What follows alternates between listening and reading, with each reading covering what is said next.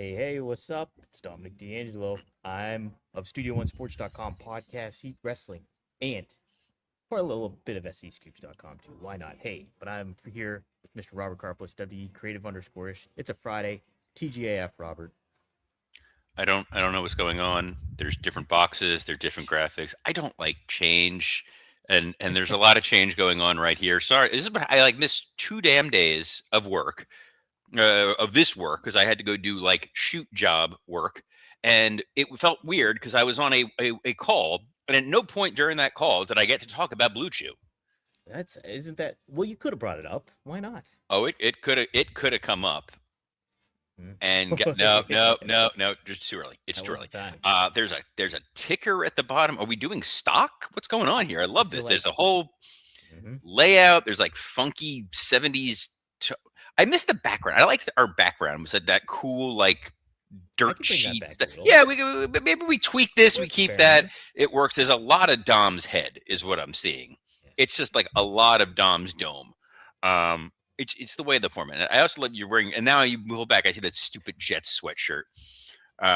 Enough of this. Let's say hi to the folks joining us here. Willie Thornbrew says, "Does Drew McIntyre get promo time tonight?" Oh, we will be talking SmackDown. Devin Dowling throwing us an Ayo. Mikey Ward 889 says MJF and Colby Lopez. Who's that?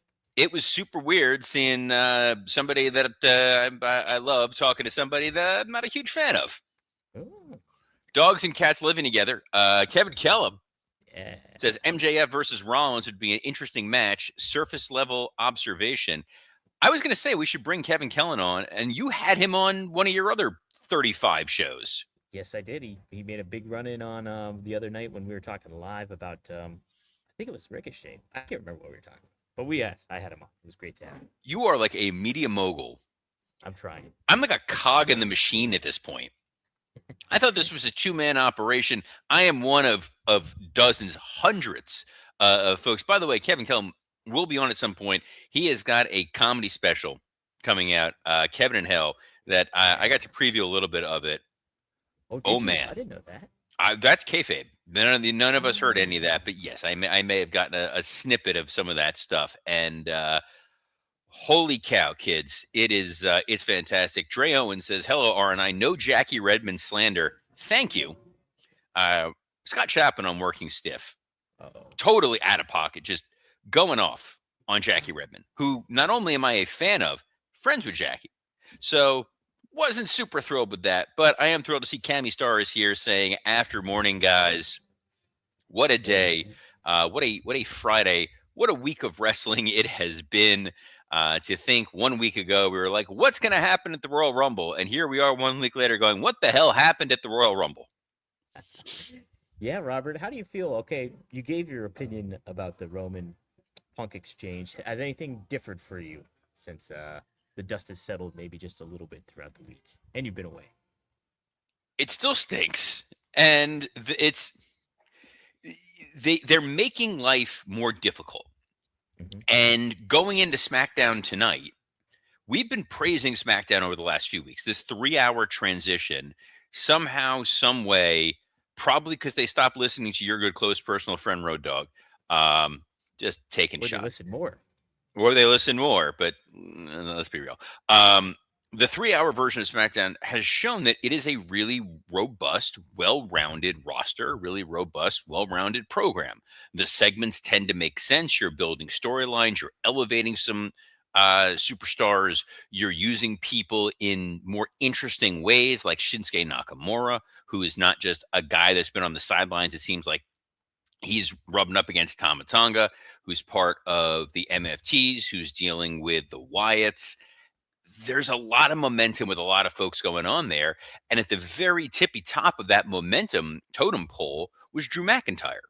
Hmm. Drew McIntyre wins a title in a surprise fashion against Cody Rhodes. You're thinking, what's going to happen here? He goes and wrestles Sami Zayn. Could have had a feel good moment. Instead, Drew annihilates Sami and eliminates Cody, which is what we predicted right here on this show would happen. And you're going, this guy is maybe he's not a transition champion. Maybe he's not a paper champion.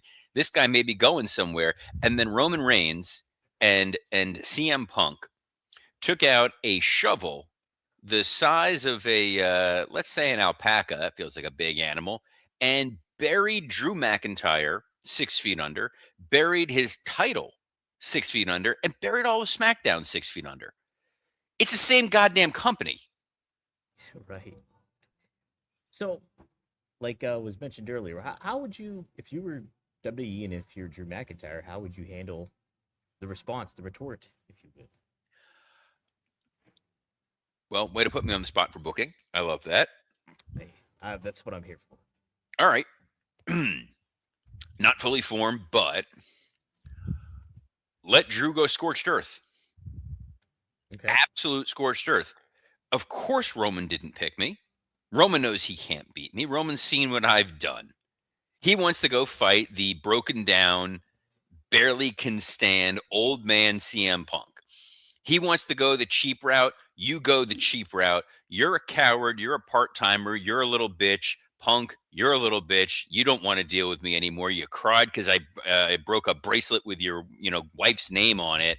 You guys go there, have the old man part timer fight on SmackDown or on Raw. This is the real show. This is the real title that matters. Nobody can beat me. I'm the greatest of all time. I like it. I like it. And you don't get that insider baseball too easily. I hate the insider baseball stuff. I talked about it incessantly as a fan over the years. I've always enjoyed the insidery baseball stuff. It's what made ECW feel edgy when they would take the shots, like Shane McMahon, Jesus, Shane Douglas signing his WWF contract in an ECW ring was awesome. Yeah, that was great stuff. Kevin Kellum mentioned too, Robert, that would set up some very interesting post-Mania stuff with Drew going off like that. Why not? I mean, like, literally, why the hell not let the guy go unhinged? I mean, the other guy who's really got to overcome what happened is Cody Rhodes. It's again why this story was so perfect that they just whiffed on it. Because one of the things Roman said, yes, was burying creative. The other was nobody stepped up. That nobody is Cody Rhodes. The guy who's been week in, week out, making the media appearances, wrestling on the house shows, flying to Europe, flying all over the country, flying internationally. He's been the guy waving the banner and the flag for the WWE. His co-star in the Street Fighter movie. Everything pointing to why this all made sense. And then they went a totally bass-ackwards way. See, and I'm still subscribed to the fact I like the matchup itself, Punk and Roman. I think that's the best kind of matchup you can get, but how you get there is If you had a story, here's the thing. If this was the plan and you had a story and this was mapped out, fine. If there was a seed planted at War Games, if there was a moment where Punk took the L at War Games, he got beat by Braun Breaker. Yes, there was the mystery man in the in the scarf or whatever in the mask who stomped on him. If after that show, Roman turns to Punk, you got no excuses. You couldn't get the job done. You're weak. I'm out of here. Now you got it. Now the tables are set. Instead, he stared at both guys. I'm choking on my own Celsius that I'm drinking here. He stared at both guys, and it made you think he can go after one or the other. You have a guy in Gunther who's ready to go for a match with CM Punk. And this is striking while the iron is fairly hot after they cooled off Gunther unnecessarily twice in 2025. You've now fed him all of these important people to get him where he needs to be. And now what the hell do you do with Gunther? I talked about it with Scott Chaplin. It's like, maybe you find a way to get to him versus Brock. Yes, right? But who cares? Put his career on the line, like, for that? No, if he survived Janelle Grant, he can survive anything. His career is fine. It does leave some stuff open, and creates a lot of confusion, which, I mean, how are you going to capitalize? But I think going back to Drew, his ability on the mic is, bar none, really, really, really good. So if anybody can dig themselves out of that burial, it's him. And so maybe they have the confidence that he's capable of doing that. we'll see that tonight. So. Look, go one step further. Just turn it into Roman historically makes bad decisions when it comes to WrestleMania matches. Hey, Roman, how was your main event match against Dwayne? Oh, that's right. Everybody threw up all over themselves because they didn't want to see it because they don't want to see you. And when you actually fought someone worthy of a challenge, you couldn't handle Cody, and yet I did. Like Mm-hmm. it's there. There's a Yeah. way for him to theoretically pull the nose up, but don't put him in this position in the first place because there is absolutely no world where this was the plan.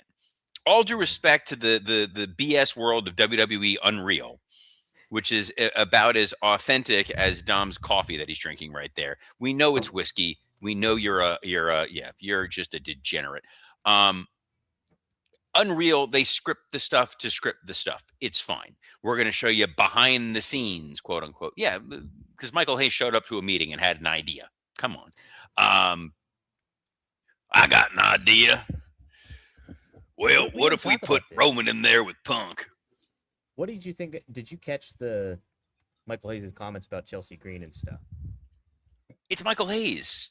Mm-hmm. His comments on anything are going to range from "you're an idiot" to "we now need to write a check to the NAACP." It's kind of the realm of what winds up happening. His comments on Chelsea Green were that she's someone who elevates other people. I know what he meant. Mm-hmm. No one is looking at Chelsea Green as she sits right now and says she's a bigger star than Rhea Ripley. She's a Right. bigger star than Bianca Belair. There's plenty of talents who have not been bigger star, like have not been a bigger star than Steve Austin. Mick Foley is not a bigger star than Stone Cold Steve Austin. Mick Foley Right. is a world champion and was a guy who was able to kind of carry the company for a window of time. It's how you interpret it. Chelsea, you can put in any role in any spot, and she works.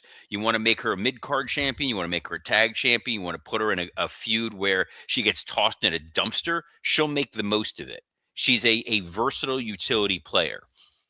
Certain folks at the top who are rectally adjacent, the polite term we can use here on YouTube, they are not doing that. And by the way, when they are forced in a one-off to put somebody else over, Roman Reigns, they turn it into, you guys don't do anything with anybody because you lost to Bronson Reed. And there was, a plan. And then Seth Rollins got injured on that exact same show. On a year where they're trying very, very hard to wrap up a John Cena retirement storyline, which took up 365 insane days where none of that made a lick of sense. Yeah. And the roster's in a stronger position now than it's been in quite some time. And there's a lot of folks that they can move up and move forward. I mean, you look at if they go forward with an elimination chamber match, which we don't know. That seems to be the plan for the SmackDown side, that they could just say winner of the chamber faces Drew, Right. rather than putting Drew in the chamber, which would have allowed them to take the title off of him and da da da da. So if it's Drew versus whoever, you can theoretically put Cody in that chamber. You got Jacob Fatu, who makes sense in that chamber, Randy Orton, who makes sense in that chamber, and then 3 open spots that you can fill with a Damian Priest, a Solo Sikoa, Trick Williams. You could, if you want to strap the rocket to Royce Keys, put Royce Keys in that elimination chamber and see what that guy does. You've got Aleister Black, who you can easily bring back and put into that spot. You can throw Miz in there. You can throw Dragunov in there. Chris Jericho. Who? Oh, you know. No. I don't see Jericho returning in an elimination chamber match. The last time he tried to break the walls down in that capacity, it was in DC. Oh boy. Who do you if they were to just stick with Drew for Mania, who would you put him up against then in that, like as the most compelling match for that side of the brand, if you will? Feels like a triple threat. It feels like Drew, Cody, and Fatu is kind of the only option that they've given themselves at this point. Mm-hmm. If you jump to Drew and Orton, what does that really get you? You need to build a story with those guys. when there isn't a story that's already kind of embedded in place. Right. It feels like Cody and Fatu are feuding for a reason to get to something, and that Drew keeps interfering and interjecting. We just did Sammy, so it ain't going to be Sammy. Hmm. I kind of feel like a triple threat, which I don't love anytime that they just don't go one on one in a Mania match, but it feels like the best option that they have. Hoping we get some further clarity this evening on SmackDown, but I don't even know what's on the rest of our rundown here today. I know. Well, real quick, Liv Morgan set to appear tonight on SmackDown, Oh yeah, and Liv then she Morgan's going to takes pick who she's gonna wrestle. or a tease a little bit again. I don't know if that's official that she's going to pick somebody. She's just showing up, right, to assess the situation. To assess the situation of she ain't wrestling Jade. Um, Kevin Kellum asks, do you do night one to night two Path for Mania, Fatu versus Cody night one, winner gets Drew night two? He brought that up on my other show. Yeah, that's a good. Okay. What do you think of that? Pitch, Robert? No, I think you need the poster match. You need a story. Mm, You need something in place, because then whoever doesn't win on night one is going to probably interfere on night two. interesting. And you want to make it as easy as possible for the largest audience imaginable to tune in and understand your story. So if you've Hmm. already got a match and it's on the poster, you're good to go. And if it's one of your big world title matches, you can't do that. Not to mention the fact that night two's main event is going to be Roman Reigns versus CM Punk. Yeah, yeah, They're going to true. give Punk the unquestioned, yes, you got to main event Mania for real. Yes, Virginia, there's a Santa Claus. You are a real boy, whatever the hell you want to say. Like, he gets his real main event as opposed to last time where it was like, well, you kind of main evented. Right. Hmm. Okay. Some interesting things. We'll hopefully some of this gets solved tonight. We'll find out. We'll find out. Hey, somebody's two people solved maybe a little bit of beef. I don't know. We had MJF cross paths with Seth Rollins. What'd you think of that there, Robert? Was that kind of surprising? That I mean, they're both at the Super Bowl, so it does make sense. They're making appearances and doing little interviews and all that. So it was a matter of time, I suppose. And no better place than the Super Bowl, right? Why are people surprised about this? This isn't like the way people responded to this. This is like seeing the MSG footage where it was like, wait a minute, Uh-huh. he's a bad guy. How are they in the same? Of course they're going to be professionals. They're going to see each other at a major sporting event like the Super Bowl. They're not going to brawl with each other. They don't outright hate each other, and it's for the general betterment of the business. Absolutely. MJF went on a podcast, or he was doing an interview, and he was talking about this week's episode of Dynamite.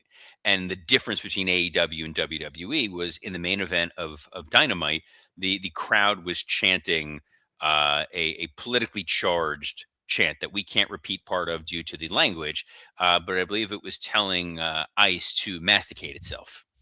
Interesting. And he said, we let that chant play out, whereas other companies would censor that chant. I love Max. He is my third child, but they would censor the F bomb. I don't think they would necessarily censor the sentiment, but he's trying to say like AEW is the company where people can say whatever it is that they want. Yeah, yeah. Mhm. Should be brought up real quick too. Caspian and another person brought this up. I came in 10 minutes late. Did you mention WWE referee Aja Smith? Horrific situation. Did you hear about this, Robert? No, I've been in sort of my own personal bubble today of other stuff. I haven't looked at the wrestling news. That's why I count on you, Dom. Yes. What happened with Aja Smith? Aja Smith. Unfortunately, a lot of her family was caught in a house fire and they perished. Yes. So, Jeez. want to send our well wishes and prayers out to her for sure. And yeah, just a bad situation. I believe a GoFundMe is set up as well. Um, but yeah, I only caught a little bit of wind of that, and yeah, very upsetting stuff. So all the best to her, for sure. It does put things in perspective when we're talking about wrestling here, and there's more to life than that. Well, of Absolutely. course. I mean, look, what this is all sort of it's meant to be your the nice escapism over the course of any given day. Um, Obviously, it's like you say, it's so trite to say thoughts and prayers, but that's awful. That's It really is. really tragic to hear. Hmm. For sure. Not an easy way to Um, pivot back to the show Not from an that, easy but way, I not at all. appreciate you bringing it up. Dre Owens put something out there. It says that AEW and the NFL partnered He up for did. NFL inspired lucha masks. Hmm. So what's interesting about that, I haven't looked at the licensing deal. I know WWE through Fanatics has the custom titles. Yeah. So obviously, given that Tony Khan's dad owns an NFL team, they're probably able to find a way in here. Curious how that licensing structure actually was put together because Fanatics carries a lot of weight. Fanatics has the exclusive deal with WWE as well as a lot of the college teams, but any opportunity for any wrestling promotion to get exposure in a more mainstream manner, always going to be something that we're in favor of. Well, it speaks to Joe, what you were saying about MJF and Seth crossing paths. This is bigger for the betterment of wrestling in a lot of ways, and NFL tying to AEW and obviously tying to WWE. You can't beat that. I No, and will we probably got on AEW for not really going all out on the Happy Gilmore 2 stuff. sure. You know, MJF was in it. They didn't do a lot of video packages and really hype that. WWE promoted that Becky Lynch was in it, obviously, and didn't promote that MJF was in it, which was kind of funny. And that's why when people were like, I can't believe Seth and MJF are in the same place, like, well, yeah, like Seth was or MJF was in a movie with Seth's wife. Like, It's a great point. yes, there are folks who dislike each other in the business. I don't think those two are it, as opposed to like Seth for years hating CM Punk. Yeah, yeah, and even that beef seems all but squashed, right? So Well, when you find a way to make money on a personal matter and turn it into profit, that's when the business is good. There's lots of guys who dislike each other and find a way to make it work. And that's sort of part of the undercurrent of what's going on with Roman Reigns and CM Punk. absolutely, and even Kevin Nash. We recorded the episode of Click This last night. I won't word it for everybody, but he did happen to talk about the Triple H's history with CM Punk and how that's changed over the course of time and pertaining to what we were talking about. So, So the headline there is Dom spent last night hanging out with Kevin Nash. I don't get invited. Hangs out with Kevin Kellum. I got to find out online. This is an abusive relationship, Dom. Robert, you can always join me on a live stream. The invite is always open for you, You don't even and tell I me when you're put you doing them. over on another podcast. Yeah, I'll you keep know, you in the loop.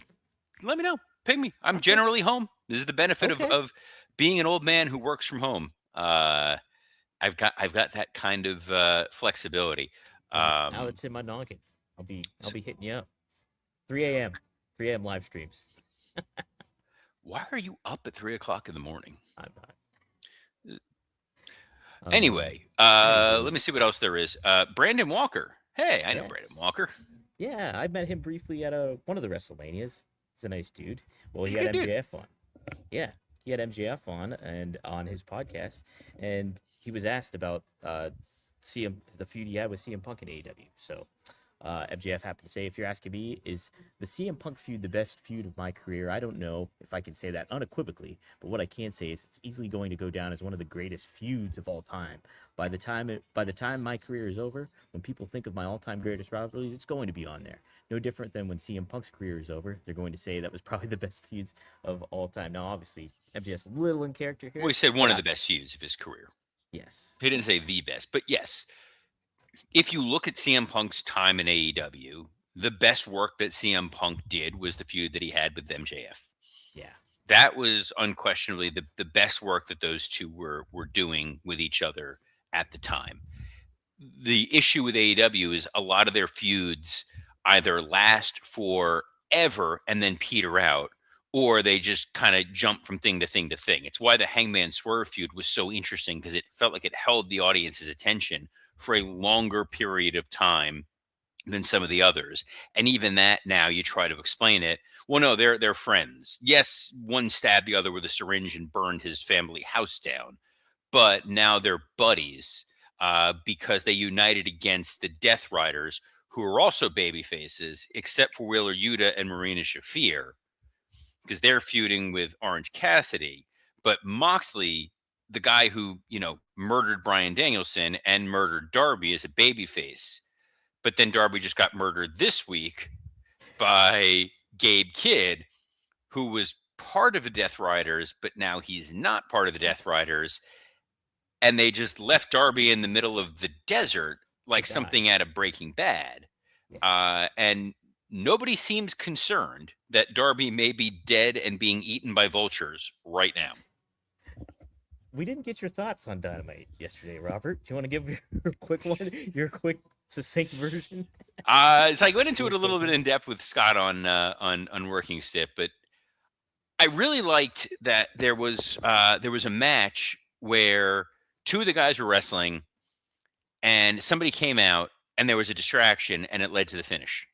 And then I liked a second match where these two guys were having a match. Two guys came out, distracted one of the guys, and it led to the finish. I also liked there was a third match where two guys were wrestling. One guy got distracted by somebody on the outside, and it led to the finish. The diversity and creativity that comes out of Tony Khan's mind, I don't know how he does it, man. I don't know how this man can sleep. He's playing 3D chess. Robert, love it. How much did you like though that we didn't have not one but two eliminator matches? I didn't know that the main event match was an eliminator match. Like, I just was kind of like, I wasn't paying attention for half a second. I was like, oh, the match is going to start, and then boom, it's over. And wait, did they just put the title on Brody? I hate the eliminator matches. I hate the idea of them. I hate the fact that Penelope and Megan had a great match with the Babes of Wrath, and they're not going to get a better match out of these four. Like, you kind of did the highest and best thing. It's not like Flair Steamboat, where every time they get in there, man, this is going to be amazing. It's not like Ilya Dragunov and Carmelo Hayes, where when these two get in there, they have like magic. It's a rabbit got pulled out of a hat. Let's, be thankful that match happened. That should have been for the women's title. I'm sorry, the tag title. Just put the tag titles on them. Let's move on. We'll see. And Ricochet got a nice win over Jack Perry, and that's the only thing about Ricochet that happened this whole week. That's it, Robert. That's it. He's been very radio silent, I think, otherwise. We haven't heard anything. I like Ricochet. I'm friends with Ricochet. Mm-hmm.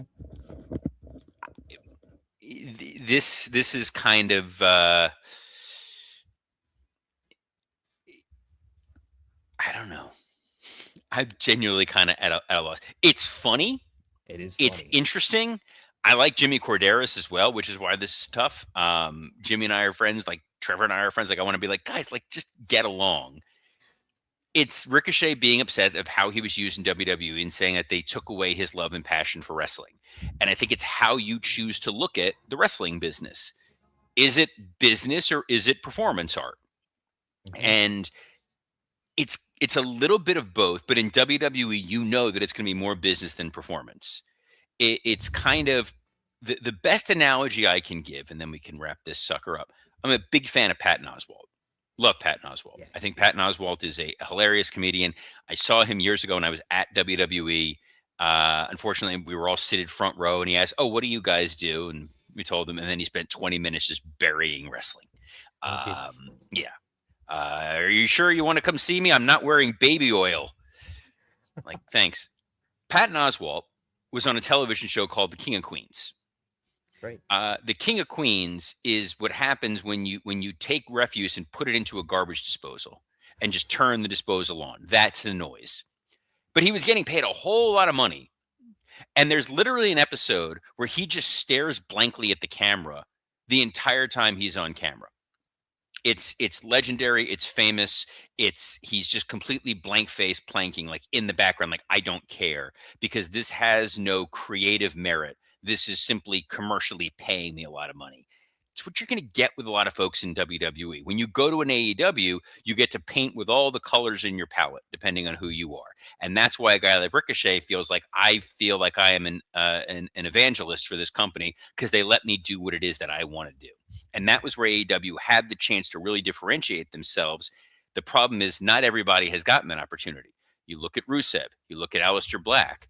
Those guys are very creative. You're like, oh, they're going to go hog wild here. Wasn't necessarily the case. So the grass is not necessarily always greener. Ricochet feels more empowered in AEW than he does at WWE. I was aware when he was in WWE that he wasn't thrilled with his time there and was like, I'm just kind of going through the motions, because he is an incredibly talented wrestler, and we are two incredibly talented hosts on a very confusing graphic situation going on here. But I like it. We'll get used to it. We'll be back on Monday, as we are every Monday through Friday at noon Eastern, on a plethora of platforms, including WWE Creative _ ISH X account, the at Dominic D'Angelo X account, the at SE Scoops X account, and on YouTube on Podcast Heat. And your thing is covered by the live graphic. I don't know if Studio One Sport. It changes on a weekly basis, but wherever you get us, however you watch us, if you listen to us in audio form, video, you get the written transcript somewhere. We love you all for it. And until then, on behalf of the man with more friends in wrestling than anybody I know, Dominic D'Angelo, I'm Robert Karpolis. Best of luck in your future endeavors. I'm of the people and not a people's champion.